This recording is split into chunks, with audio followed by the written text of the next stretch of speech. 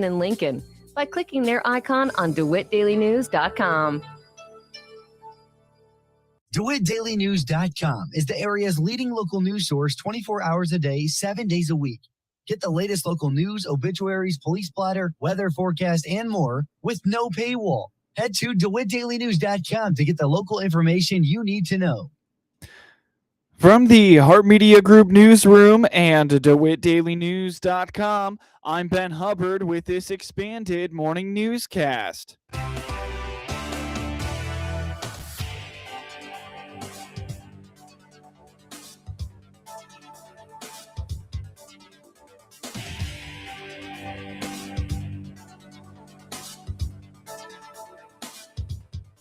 Good morning and thanks for being with us. I'm your host today, Ben Hubbard. The news is brought to you by Baum Chevy Buick in Clinton, your Silverado headquarters, as well as Connexus, offering fiber internet in Clinton. Click their icon on DeWittDailyNews.com to find out more. The city of Clinton has settled on a location for a new water tower. However, the search for a new city hall and police and fire stations remains in progress. Tony Harris, Clinton City Administrator, explains that the property where the former Doc Allen's chiropractic business was located, which has been demolished at Quincy and Main Streets, will be where the water tower is planned to be constructed.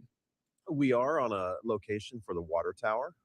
That's going to be located right behind the old Doc Allen buildings that we just recently tore down. I believe it's going to be on the south side of the alley there. So that's being worked on now. And part of one other thing on the agenda, might have been last month's agenda, or maybe it's new business. It's the funding for the new water supply loan program. That's all part of that water tower. So that's been identified. And, okay. Construction will be starting early next year as well. According to Harris, he and Mayor Helen Michalossi continue the search for locations for a new police and or fire station. He indicates progress is finding space for those two entities has been slow. Locations for the fire department, city hall, and police department, that's a little more challenging. We have been, the mayor and I have been working very closely identifying locations. We do have some locations identified, just nothing that the council's actually voted on. We've got one location that we're very interested in. However, there's some concerns about, there's already some concrete there. And there's already a building there that we thought maybe we could rehab. So we've got engineers working on that right now, directing us as to how to proceed with that. Can we use that building? So a study's got to be done first to determine feasibility. Can the building be used? Is there enough strength there for that building for storms, tornadoes, things like that? The parking lot, is it strong enough to support the heavy trucks? So when you identify places like that and there's already concrete and building there that we want to utilize to keep the cost down, there's added expense just doing like a study on it to see if it's even feasible to make that work. Concrete in the building. So we're in the middle of that. We've got that identified, and that location and other locations as a possible location. As nothing definite, nothing nailed down yet, but we're still working on it. The mayor wanted to have a location identified by the end of the year, and we're very close, but nothing to announce, and I don't think it's going to be announced until sometime early. Locations for City Hall as well as police and fire are among many items in the strategic plan that Harris and Mayor Michalossi continue to work on as we enter 2026. We'll have more with Harris next week on the progress of the strategic plan. Coming up shortly on this expanded newscast, more warm air setting up over the Midwest for the New Year holiday. It wouldn't be the holiday season without high school basketball tournaments, and the annual Monticello Holiday Hoopla tips off today. The 28th annual Holiday Hoopla basketball tournament begins today, Friday, at Monticello School, and Monticello School Superintendent Adam Clapp says 8 boys basketball teams and 8 girls basketball teams will compete across 3 days of the Holiday Hoopla. utilizing nearly all the gym space they have to offer. So Hoopla, it begins on December 26th. It'll go December 26th, 27th, and 29th this year. So Friday, Saturday, and Monday. I believe this is our 28th annual holiday hoopla since it's been brought back. I believe it was a huge popular event back in the 60s and 70s, and then it took a little hiatus and came back in the 90s. But it's an awesome event just because, one, it's a great basketball tournament, a lot of great teams, both boys and girls. And if you're a traveling school or if you're just from Monticello, you have an opportunity to watch your boys team play and your girls team play at the same event. So that's a huge draw. But really, it's just a cool opportunity to see our community and our athletic teams come and support a tournament. So you'll have every team within the high school has a section of time where they work the event, whether it's concession stands, ticket taking care of the floors, helping out with custodial work in both of the gyms. The tournament is hosted by the Monticello Booster Club, and all the proceeds from the event go back to the Booster Club. Clapp says nearly every varsity program steps up with volunteers to make the event happen. It's just awesome to see, our Booster Club and our teams kind of taking care of this and giving back. Our Booster Club does so much for all of our organizations here, and this is just a way that our players and parents and coaches are able to give back to the Booster Club. So it's a complete fundraiser. All proceeds go to the Booster Club to help support our athletes throughout the year. They do a couple other items, but mainly, we do some advertisement on the scores table and on the fence along 105. But as far as fundraising goes, this is the big fundraiser for the Booster Club. And, we're looking forward to another big turnout. Yeah, so I don't know the exact amount, how much they pour back into our programs, but it really does come down to how can the Athletic Booster Club enhance the programming here at Monticello High School. So they partnered with the district in our new weight facility. The district and the Booster Club partnered on purchasing the weight equipment for the building. So that's a major piece of that project. And that's something that, the Booster Club is very proud about. Several years ago, the Booster Club and the district partnered on the building of the press boxes at the baseball and softball complexes. And then each year, each team basically can apply for grant opportunities through the Booster Club to provide warm-ups, or maybe it's pieces of equipment that could enhance the program. Several years ago, the rebounding machines that are in Miller Gym in the Seaver Center, that basically it's a big net that kind of shoots you a pass. Those were Booster Club purchases several years ago. But each year, each team has the opportunity to apply for items through the Booster Club, and the Booster Club is very generous in granting those. Sure. The holiday hoopla often serves as a great centerpiece for families and students who are in town for the holiday break to gather and reconnect. It is going to be, with the way the tournament falls, where we have the first 2 days falling on a Friday, Saturday, and championship day occurring on Monday. That's a little bit different than it comes around like every 6 years or so, where it kind of falls on the weekend and then it travels over to the next week. But we'll see how it goes. I'm still expecting a big crowd, and it's just an exciting time. A lot of great basketball, and get to see a lot of people back for the holidays. A lot of alumni come back to the tournament. Just really cool to catch up with some of the former players and just some of the community members that haven't been around for a while to get back into the gym. And so, so the first 2 days of the tournament, the girls' side we played in Miller Gym, the boys' side we played in Seavers, and then championship day, the preliminary games will be played in Miller, and then our trophy games are played in Seaver Center. So it's a really great time. And once again, Monticello puts on a great tournament, and that's because of all the volunteers that are able to do so. The holiday hoopla tournament takes place at Monticello High School, starting with games all day today and tomorrow, Friday and Saturday, and wraps up with trophy games on Monday. Hear Monticello boys basketball action all throughout the tournament on 95.9 FM WEZC and online at DeWittDailyNews.com. Be sure to check in for updates of Clinton boys and girls results from the tournament at DeWittDailyNews.com, as well as video highlights from IL Sports Wire on Facebook, Instagram, and TikTok. You're listening to the WHOW Morning Show. Let's take a quick break with a word from our sponsors. Extra model year savings are available. This is Scott Baum from Baum Chevrolet Buick in Clinton and Farmer City. Yes, we have 2025 Silverados with extra savings as well as a few other models now. See our 2026 Silverados in regular cabs, double cabs, and crew cabs in gas or diesel. We also have a good selection of the all-new redesigned Chevrolet Traverse. Chevrolet, together, let's drive. See all our inventory at BaumChevyBuick.com right from the start.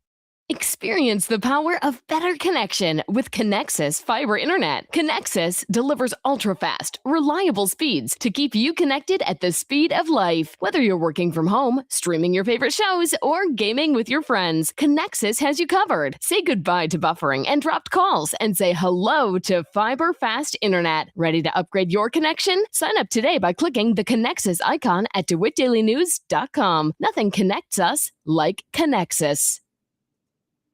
News time is 18 minutes after the top of the hour. You're listening to the WHOW Morning Show. A brief cool down this week is going to be followed by another warm-up in the weather forecasts.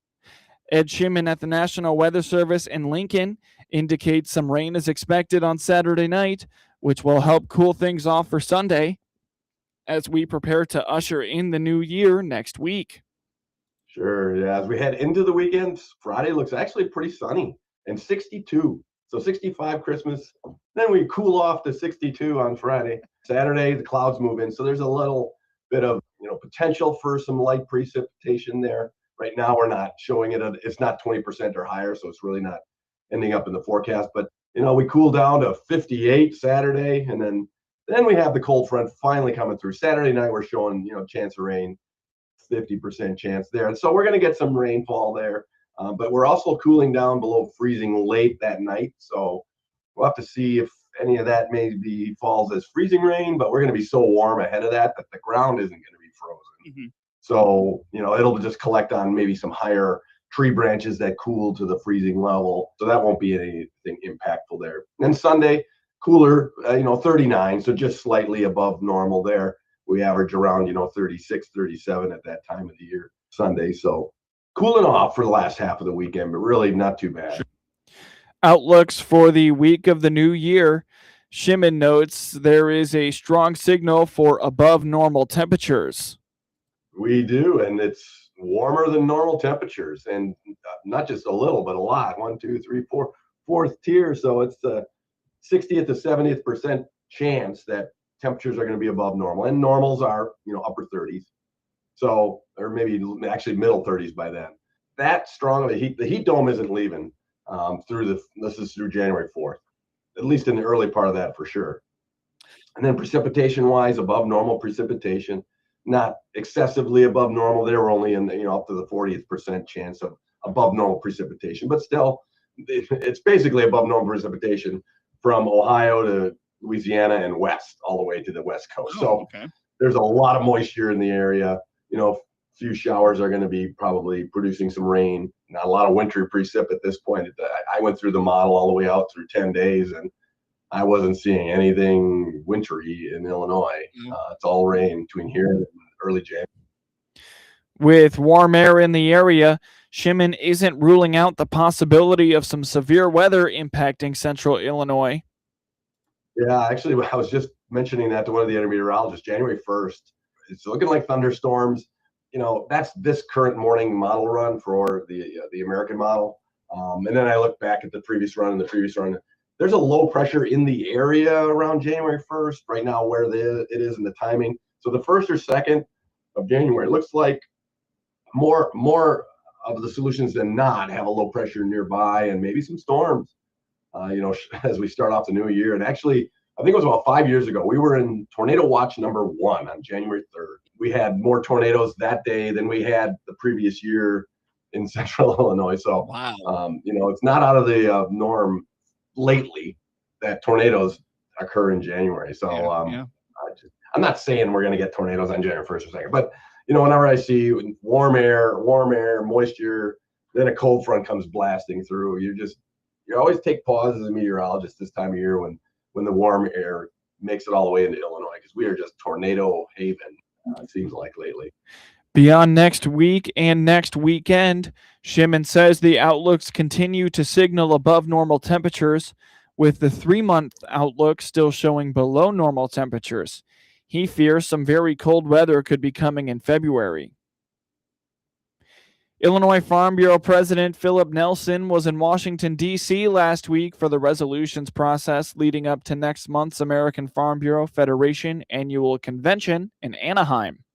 It was interesting because, a lot of the same issues we have in Illinois percolate at the national level. The subcommittee that I was on energy and transportation, data centers were huge. They're popping up all over the country. When I came in as president, I have concerns with the number that are in our backyard for multiple reasons. Number one, the consumption of electricity into those data centers, but also the consumption of water. We're told on one that's being cited not too far from us, 1 million gallons a day. But the electricity really concerns me, and we're going to get that message across to the governor. We're the biggest user of electricity in this state as an industry. And if you pop half of these data centers that they're being proposed, we would have the equivalent of 8 new nuclear power plants just to feed them. So if you extrapolate those numbers, it's pretty easy to say that our electric rates are going to go up because we're going to have to buy that electricity off the grid. And another thing that concerns me is about 5 or 6 years ago, we shut down the 2 new coal-fired plants in this state. We throttled back a couple nuke plants. 5, 6 years ago, we were actually selling 40% of our electricity into the grid, profiting as a state. Now that number is we're importing 40%, 80% turnaround in electricity. So that concerns me because we as farmers use a lot of electricity, and that energy bill that was passed contained a lot of these elements. The AFBF annual convention is January 19th through 14th in Anaheim. An Illinois farmer again participated in the National Corn Growers Association yield contest this year.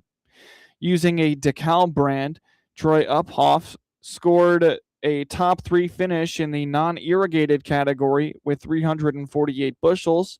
With that type of yield, he was asked about demand.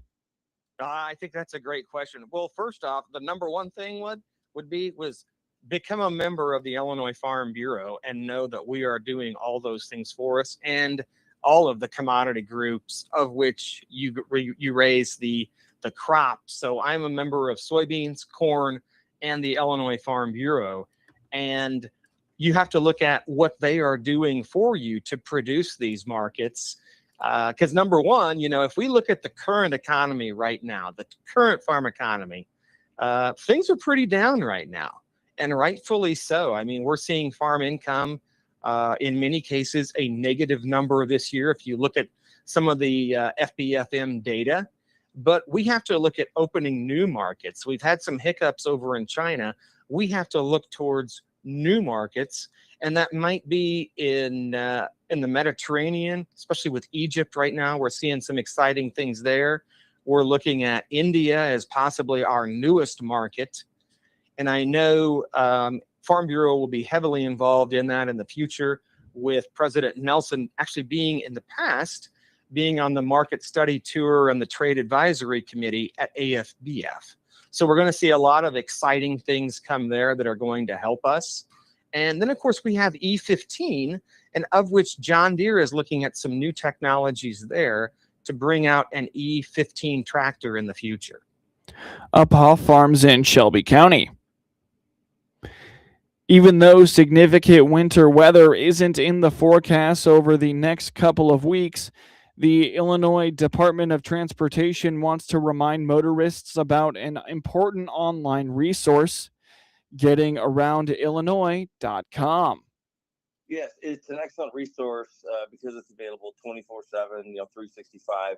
It lets you know if a road is covered with snow, ice, maybe a combination of both, anything else. It's updated from our snowplow, snow removal operators. They transmit that information and we input that in there. So it lets you know, like I said, if a road is covered at all, or clearly, free of everything, or is there snow, ice? Is there snow blowing? It's an excellent resource. IDOT's Paul Wapple says this winter they have more than 1,900 trucks available for deployment to plow almost 45,000 lane miles of road statewide. Last year, IDOT spread more than 312,000 pounds of salt.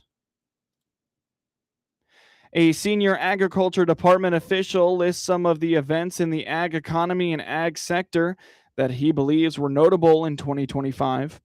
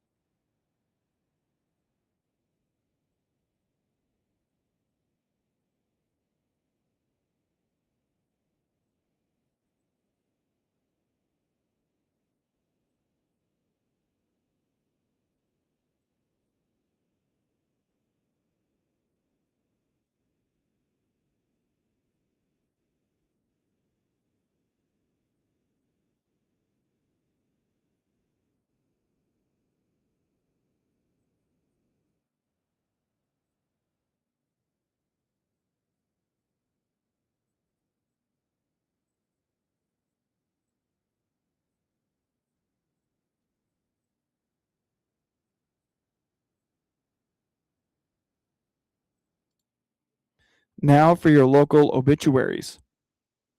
Terry A. Yates, 83, of Decatur, Illinois, passed away at 7:30 a.m. December 21st, 2025, at the Ark at Hickory Point in Forsyth, Illinois.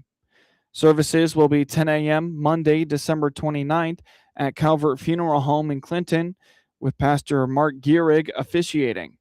Burial will follow at Oak Park Cemetery in Clinton. Visitation will be 2 to 4 p.m. Sunday, December 28th at the funeral home. Memorials may be directed to the American Heart Association. Online condolences may be made at calvertmemorial.com. Get news anytime at DeWittDailyNews.com.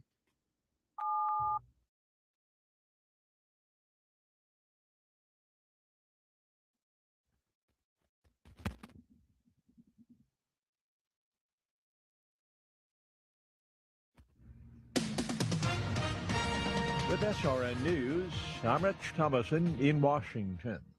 President Trump has delivered on his pledge to halt the mass slaughter of Christians by ISIS terrorists in Nigeria.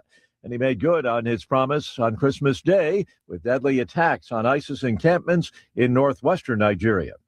U.S. and Ukrainian negotiators met on Christmas Day, continuing their work on proposals for ending the long-running war with Russia.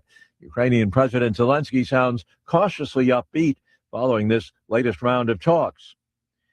A Russian court has sentenced a prominent opposition activist, Sergei Udaltsov, to 6 years in prison for justifying terrorism.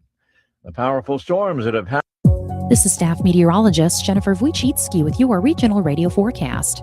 Highs level off around 60 with fog early today under cloudy skies. West winds 10 to 15 miles per hour. Lows level off around 40 and foggy tonight, mainly cloudy. High temperatures reach up to 54. Tomorrow, cloudy skies with a few peaks of sun with fog early. Hear weather twice an hour or online anytime at DeWittDailyNews.com. Currently 60. From the Hart Media Group Sports Desk, IL Sports Wire, and DeWittDailyNews.com, I'm Ben Hubbard with this local sports report.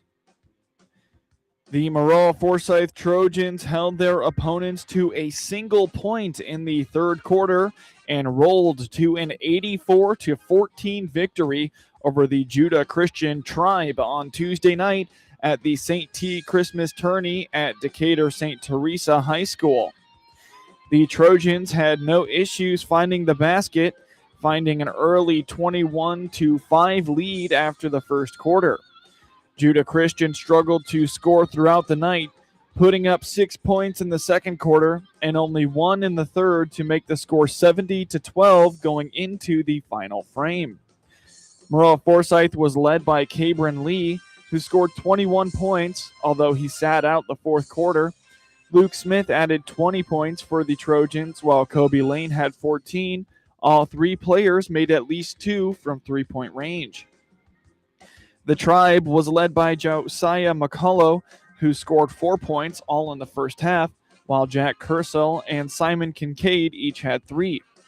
With the win, Maroa-Forsyth improves to 6-3, while Judah Christian falls to 0-10. The Trojans have the Hayworth Hornets up next on December 29th. Tip-off is at 7:30 p.m. The Monticello Holiday Hoopla Tournament begins today, and here's all the coverage you can hear from the Hart Media Group. On WHOW and all its digital platforms, today the Clinton Maroons take on the Fithian Oakwood Comets at 2 p.m., and you can hear myself on that broadcast starting at about 1:45 p.m. this afternoon.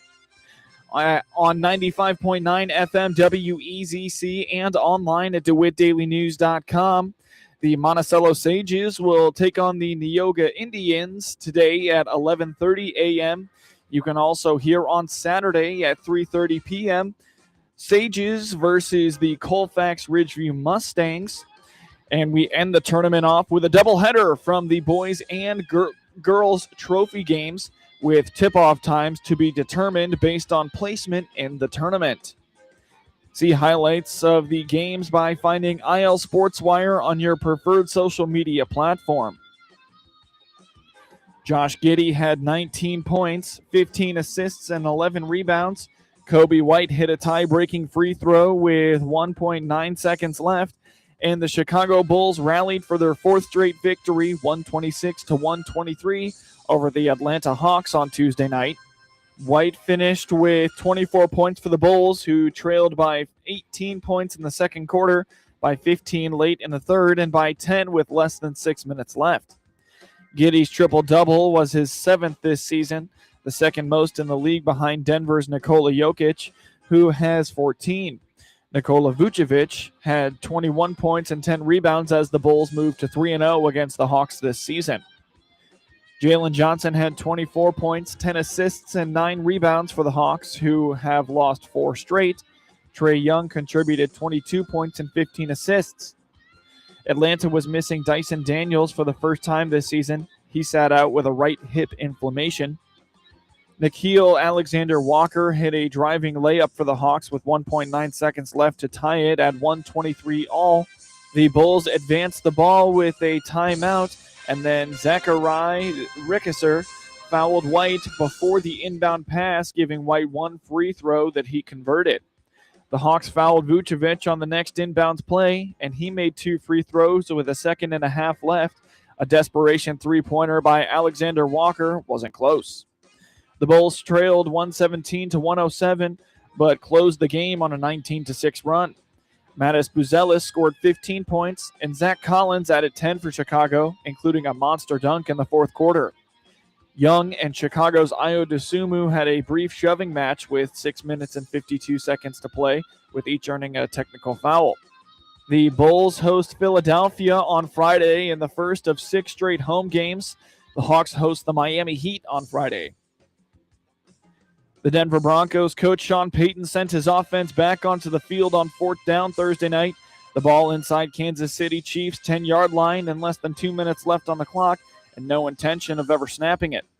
Chiefs defensive tackle Chris Jones didn't know that, and when he jumped and the offsides penalty gave Denver a fresh set of downs, Bo Nix needed a mere 3 more plays to hit R.J. Harvey with the go-ahead touchdown pass in a 20-13 victory Thursday night.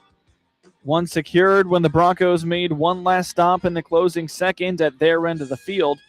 Now, the Broncos, who are 13-3, are one step closer to locking up the AFC West, which they can do while watching at home if Houston beats the Chargers on Saturday. They also have a chance to still land the number 1 seed and first-round playoff bye. Nix also ran for a touchdown while throwing for 182 yards as the Broncos beat the Chiefs in Arrowhead Stadium for the first time since September 17, 2015. They also have won 4 of the last 5 in the series following a string of 16 consecutive losses. Third-string quarterback Chris Oladokun and tight end Travis Kelce tried to give Kansas City a chance in the final seconds driving quickly downfield after the Broncos had taken the lead, but a third down pass at the Denver 26 was just out of Kelsey's reach, and Aladokun overthrew Marquise Brown in the end zone on fourth down to seal the outcome. The Chiefs are now 6-10, and were missing Patrick Mahomes and backup quarterback Gardner Minshew, both of whom tore ligaments in their knees in back-to-back weeks, and were left to watch the game together from a suite. They also were missing Rashee Rice and several players on both sides of the ball that had been so crucial to their 3 straight Super Bowl trips. Aladokun wound up with 66 yards passing. Kelsey had 5 catches for 36 of those yards in what might have been the last game played for the Pro Bowl tight end at Arrowhead Stadium. He plans to announce soon after the season whether he is retiring. After giving up a grinding 14-play drive that soaked up more than half the first quarter and net the Broncos a field goal, Kansas City allowed little else through the first 30 minutes, and along the way, a defense put its top 2 cornerbacks on injured reserve this week, managed to pick off Nix, setting up a short field that Aladokun converted into his first career touchdown throw. It was also Brashard Smith's first career touchdown catch. The Broncos tried to answer with another 8+ minute drive late in the half, but Cortland Sutton dropped a would-be touchdown toss in the closing seconds, and Will Lutz had to kick his second chip shot field goal to make it 7-6 at the break. Denver finally got one of its long, time-consuming drives into the end zone in the third quarter, though the Chiefs had pushed the lead to 10-6 when the Broncos churned through 72 yards in nearly 10 minutes, and Nix finished by scrambling 9 yards for the score. The Chiefs managed just 16 yards in their first 3 possessions of the second half, and that gave the Broncos a chance. They drove 65 yards late in the fourth quarter, twice converting on third down, and then getting a fourth down gift when Jones went early inside the 10-yard line, allowing Nix to find Harvey in the back of the end zone for the eventual winning score. Denver wraps up the regular season next week against the Chargers. Kansas City finishes its season next week in Las Vegas. Get highlights of your local high school program by finding IL SportsWire on your preferred social media platform, and get sports anytime at DeWittDailyNews.com. 30.